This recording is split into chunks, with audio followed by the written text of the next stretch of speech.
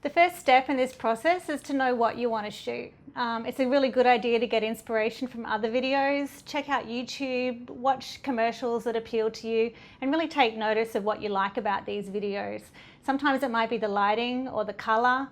Also take note of the length of the videos that appeal to you, because we highly recommend to keep your videos short. It tends to keep people's attention better by keeping the videos short, but just take note of those little things as you're watching other videos.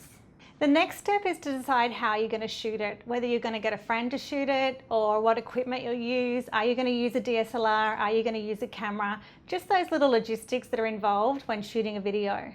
So the audio component is very technical and can tend to take it to the next level, but we're trying to keep it really simple today and show you the basics. You know, if you're just getting started, you want to make a really easy video. So we're not actually including audio today.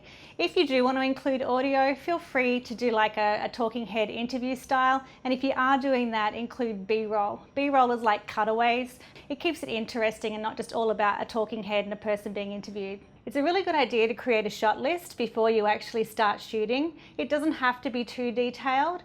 It just has to more or less set out what you're going to shoot, so as you're going along you don't forget anything. Creating a shot list is a little bit like a shopping list. It helps you get in and out of the store as quickly as possible and eliminates any sort of factors involved in you forgetting anything that you really should get. Creating a shot list is optional, but the best thing is to remember your strengths and go with that.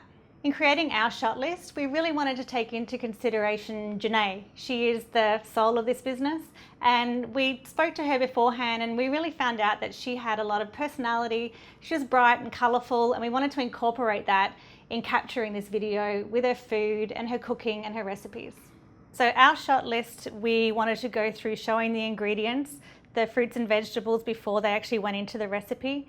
We wanted to show her mixing the dressing, pouring the dressing, mixing the salad, chopping ingredients and adding the ingredients. The general rule of thumb is not to overshoot. You actually only need about 10 to 15 footage shots and 10 to 15 stills to make a 1-minute video. The idea with this class is not to get too technical and just show you some of the quick tips like what to shoot and composition. To me, the most important thing to look for is the lighting. And a few tips with lighting came from a very good friend of mine, Jerry Guionis.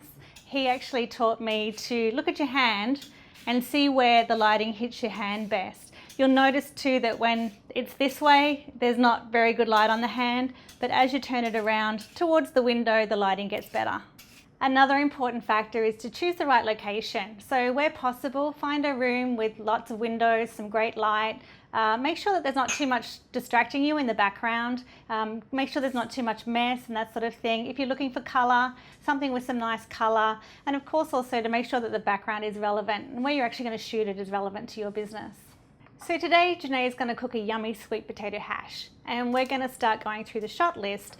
And I think the first thing on there was to show the ingredients. So we're going to start photographing and filming the ingredients before she makes the actual recipe.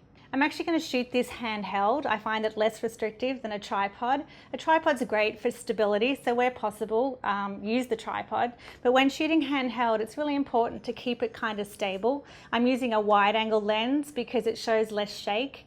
And I'm also going to keep my elbows tucked in. You can also put the strap over your head and hold the camera out for stability as well. If you need to, lean the camera on a table, but just make sure that the whole time you're actually filming the footage, the camera's nice and stable.